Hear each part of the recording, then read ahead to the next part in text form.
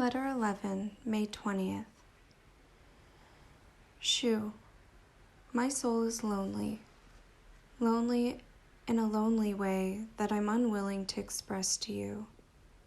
How can I describe the depth of my loneliness to someone who cast away my soul, cast away my life, brought me to the brink of death without a care in the world, someone who caused me such catastrophic suffering with hardly a care, and cruelly condemned me to live alone in another country far from home? I hate you a little less now, but there is still this profound loneliness. I've tried to reconcile the paradoxical forces of love and hate so razor sharp that you've driven into my heart, and I have struggled silently alone. While you're hurting me, you're cheating on me, you're acting out in those ways have lessened understanding you, let alone trusting you, is still beyond me. You're used to being passive, comfortable hiding in silence. Even the effort of uttering a single word, or really the effort of any action to ease my pain, is too much for you. So that for you, the most natural, the most peaceful solution is to let me waste away. I'll never understand how you became so cold and so cruel, as if you've convinced yourself that coldness and cruelty are part of your true nature. As if you're so self-righteous that you won't even allow me to return to my own country so as to keep me from interfering with your life or hurting you. Forgive me for being so open. I often ask myself, do I have the courage to let tragedy happen again? Qingjin once said that life is full of rupture, and that is what it is. But does it really have to be this way? Everyone I've ever loved has treated me poorly, and when I was younger, I treated others poorly too. Why? Why do people have to act so mean and stupid toward the ones they love?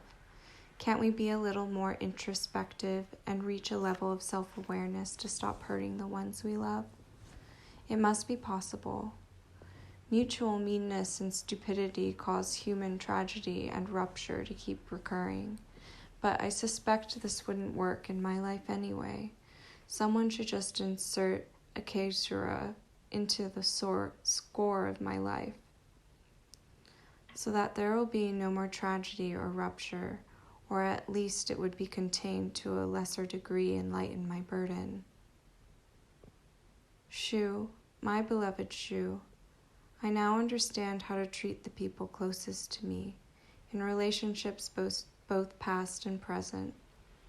I understand now, but it's been a slow process taking 10 years of work. Now when I meet people, I can place them quite clearly into this framework. After 3 years, I finally balanced my accounts. I understand my mistakes, my character flaws, and how to treat you well. I hope the results of this accounting can be woven into the fabric of our future. Does this realization mean I will die young? That I have suddenly come to grasp all this reasoning, does it mean I will die young? I long to return to our former intimacy. I constantly ask myself, where in this whole process did we lose our intimacy? I'd say our problems started when I moved to the Foyer International. We wouldn't share such a profound mutual understanding again. I was living my utter failure of life in Paris. I had lost faith in life and in our relationship. Glancing over at the goodbye letters I wrote you from the foyer, oh, pathetic, pathetic love. I wavered between two extremes. I wanted so much to live with you, but I also wanted you to be far away so I could stop obsessing about you. This frustrated you, and you didn't know how to deal with me in my confusion, while I felt hurt that you didn't understand the position I was in, and helpless because you couldn't make up your mind. I was so vulnerable back then that I actually believed I couldn't survive the stasis between desire and loneliness.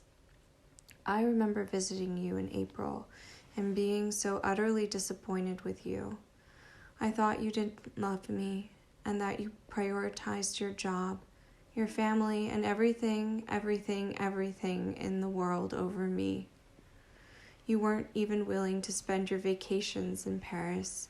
You said that you were just humoring me when you talked about coming to Paris. Granted, this was a long-standing tradition of yours. I was right all along about the thoughts behind your feelings. Back then, at least, you were willing to say you'd come see me. Not anymore. Now you can't wait for me to disappear and leave you alone. Back then, I had limited resources in Paris. I didn't have as many friends as I do now, and my French wasn't good enough to ameliorate my loneliness, my frustration.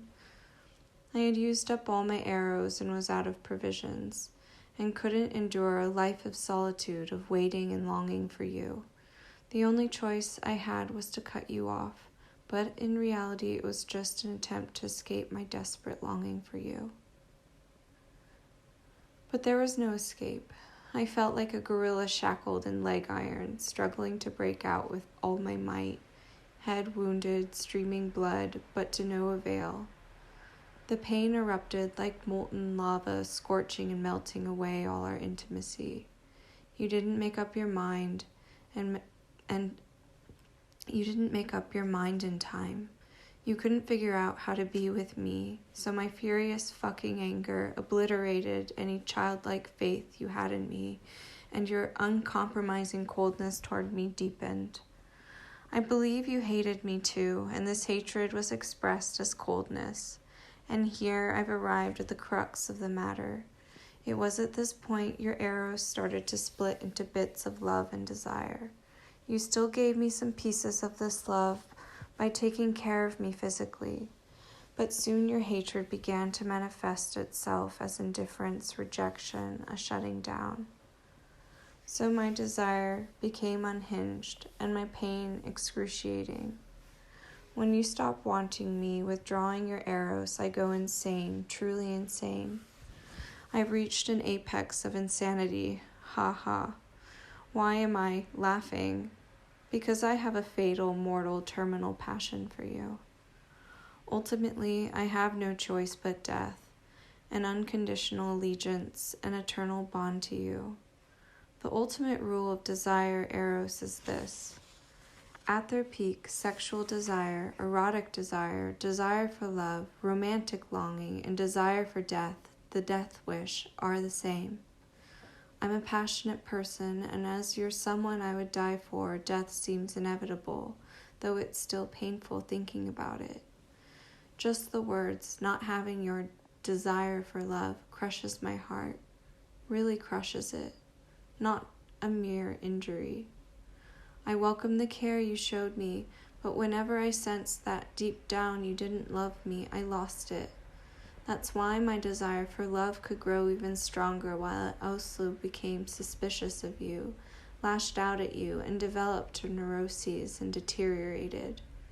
As this happens, the hostile side of you that you've kept hidden began to be cruel, selfish, unfaithful, and declared relentlessly that you were leaving me, and most chilling words of all, that you didn't love me.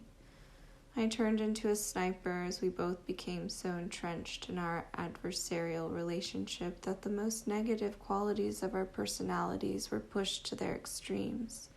The sad thing is that neither of us could stop the momentum of careening toward the abyss, though, ironically, we still yearn to treat or love each other with kindness. Having been through so much, and though my body is racked with pain, I must point out two things of profound significance. These are the most painful and difficult realizations to articulate. First, I knew I had lost you the first time I hit you. I sobbed hard inside, silently aware that I had pushed you past the point of no return. I spent my days tortured by terrors and nightmares. Terror of losing you, terror of being dumped, nightmares of your infidelity. Controlling the urge to hit you was so excruciating that I had to hurt myself in terrible ways. I still have dreams where I wake up crying. Second, sexually, you completely rejected me in Paris. You didn't have the slightest sexual desire for me, the slightest wish to make love to me. This went on for nearly a month before I could admit it. and when I think about it, I still weep. I can't believe we fucked up our relationship to this extreme. It hurts so much, I can barely speak. It hurts so much that whatever I'm about to remember a cliche, I feel a shock like I've just touched a live electric wire. It hurts. It hurts. Then I decided to forget you, to transform myself into someone entirely different from my old self, a vital personality. Suddenly, it seems so easy, so entirely possible to imagine. It would be so easy to cast off the defining features of my old self that I couldn't rid myself of before. Since returning from Tokyo, I can feel the nature of my sexuality changing, gradually changing, a tectonic change so mysterious and private that I initially wasn't sure it was happening or what triggered it. I could feel myself becoming a woman, according to some basic biological definition of woman anyway, or perhaps just becoming a woman. My period became extremely regular. One morning I was dreaming about you and I suddenly woke up. I thought I had gotten my period, and in fact I had precisely at that same time. It felt like a mysterious connection. I also dreamed I had long feminine hair, and in the dream I was aware that I was enjoying my appearance and that my face was becoming more beautiful, a feminine sort of beauty. Once Jin looked intently at my face and told me I was very beautiful in a way that could be attractive to both men and women. In the dream, I could actually sense that my facial features and my behavior were becoming more feminine. My sexuality also began to take on a more receptive quality.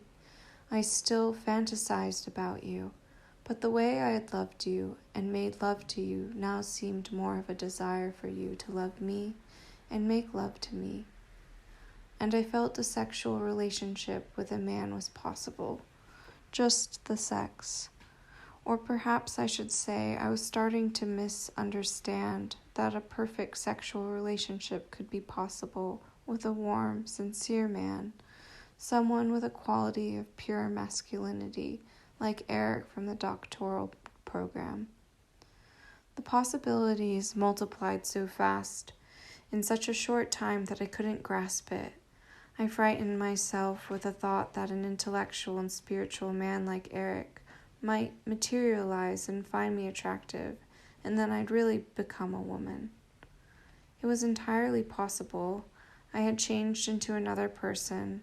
I was scared to death, as it was the perfect way to escape from my erotic and romantic desires for you.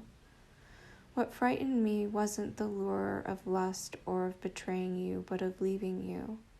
The lure of silently and hardly a breath taking leave of your life and disappearing forever in a kind of eternal self-cancellation, so that you could never find me again. I always seemed to be looking for some sort of absolute way of loving you or being loved by you. I think this question of escaping the unique desire and frustration of erotic desire is terrifying for you. I think it will be the cause of my death. Sooner or later I will die and die again because of this. I am frightened by this unresolved despair and frustration. I am frightened that I'll die and die again from it, this vague and ambiguous pain that is difficult for me to describe. Young was right. When I was in Tokyo, she said that our relationship could kill me. I suspect that when I showed her your photograph in Taipei, she could tell what you meant to me, and maybe she understood this sooner than I did. In Tokyo, she just said that you still couldn't understand my passion for you, and that I would be lured to my death. I think she hoped I'd leave you and live in peace. Sexual desire is both a perplexing and a critical part of love. In my prior relationships with Yang and Xiaoyao, the greatest obstacle was that I was under the mistaken impression that they didn't desire me. I thought that sexual desire would eventually drive the deeper desire for love upon which a relationship depended. Unsurprisingly, Xiao Yao broke up with me and I felt hurt. Yang accepted me, but she always gave the impression that she wanted to be with a man, though she would never say it. Until this year, when she wrote me a letter saying she now knew what it meant to have a male inside her, I cried the whole day. Her letter was proof that I had been right about her. I suppressed any sexual desire due to the male versus female bodies problem. But actually, I was mistaken. In fact, it was the opposite. Young later clarified for me that what she had meant by male. In the end, it wasn't a physical trait so much as a personality trait, a matter of will, a sort of spiritual masculinity. What she meant by male was me. It was precisely this strength of maleness in me and the others she loved that enabled her sexual desire, while simultaneously negating her desire for others. Her love for me had to mature for 3 years before she could fully understand it. Then we became in tune with each other. Our love and our sex reciprocal, symmetrical. The depth of her passion was what I had been needing for so long. I'm sure it was her love and our fucking that sustained me.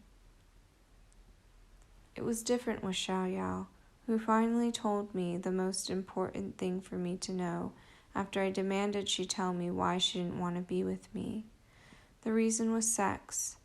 She said the summer I ran away, she could sense that I was afraid of my sexuality, and then she became convinced of it and thought about me every day until one night, blood unexpectedly leaked from her vagina.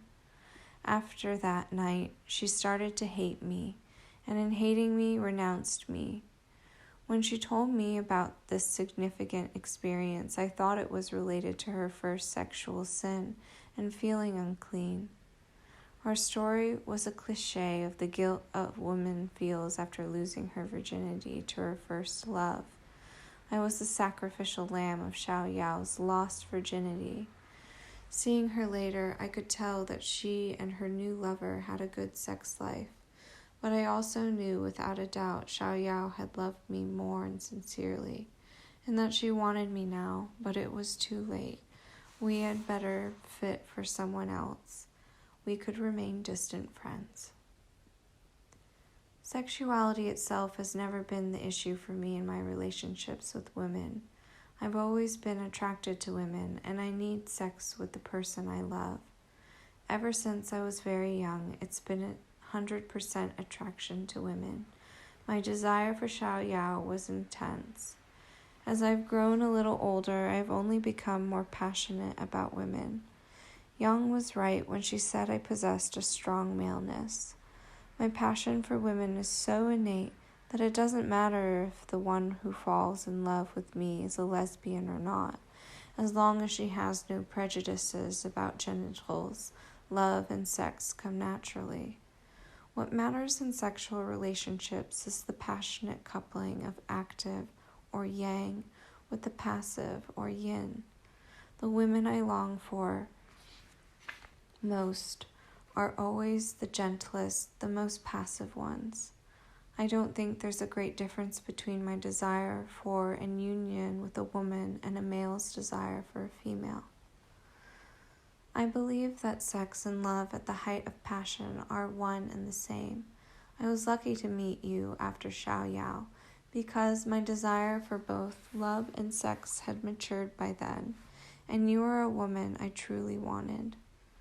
My desire overflowed. Your passion, energy is instantly attracted by active energy. For 3 years, including the 7 months in Paris, my feverish passion burned on, and I longed for you with every fiber of my being.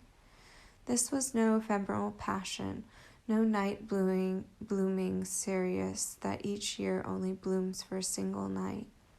For me, you meant marriage or nothing. I could only belong to you. My passion was too strong for me to pledge fidelity to anyone else. If you were not the one in my life, I would tire quickly of another and live an unfulfilled life. Yes, there is no one else who can focus my sexuality and love with such intensity. Another paradox, often the one most plagued with lust, is the one most capable of restraining it. The monk and the philanderer are likely to be the same person. I can remain chaste for you alone. I can give you everything you need. I love you by saving myself for you. It's my necessity to love you so deeply and so unconditionally.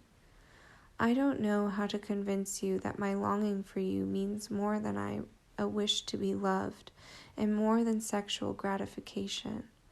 What I long for is a whole life, the total convergence of body and soul. What I long for even more, to find someone and be theirs absolutely. That's something I wrote in an earlier letter, but now I see it even more clearly. This is exactly what I want. Here in Paris, you didn't desire my body.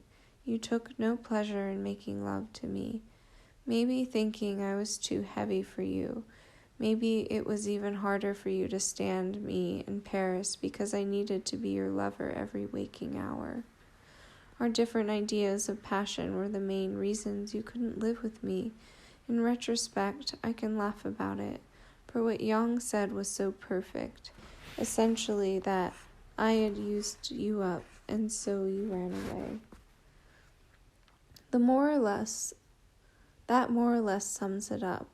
Even Young can't stand the intensity of my passion sometimes, and she's a naturally passionate person. She said that she could feel the desire emanating from my body, and even when I didn't express it, and it was overwhelming. Ah, what she said is precisely my problem, and why you fled me. You often said I was too serious. You said you wanted a light-hearted relationship. I hate myself when I think about this, hate my personality, hate that I'm too passionate and active, so possessive of you, hate that I am too male. And I guess this hatred is driving me to become more female. I hate that my passion makes me sick and that it becomes so easy for me to injure myself. Hate that I suffer so easily. Hate that my excessive neediness causes you to worry, causes you to suffocate, causes you to feel oppressed. I hate everything about myself that makes you dislike me, unable to tolerate me, not want to come near me, causes our intimacy to die, causes you to abandon me, to betray me, and to be unable to look at me. When you shouted, "I can't live with you," on the phone, tears streamed down my face. Talk about hatred. I hate myself most of all. P.S. I'm not brave enough to face every detail of the past 3 years of beauty and pain. The main plot of the novel. The beauty was too blinding, the pain too cruel. Yesterday I went to see Angelopoulos' film Landscape in the Mist again. When the little boy witnessed the death of the donkey and kneeled on the ground, weeping pathetically in the center of the screen, I cried pitifully with him. I am that little boy, an innocent child who weeps over the death of an animal. Walking with White Whale out of the movie theater into the cool Parisian night's faint breeze, and I replied that with someone by my side with whom I could share the beauty of such a movie, I could die that night too. Movies are like that, life is like that, and love more. So, no. I'm putting this 11th letter in my desk drawer. Details I cannot face. I've already conveyed the emotions and feelings that would make you understand. As for our love, we'll write a more perfect novel someday, when there's more content, okay? I won't send you this after all. J'arrive pas.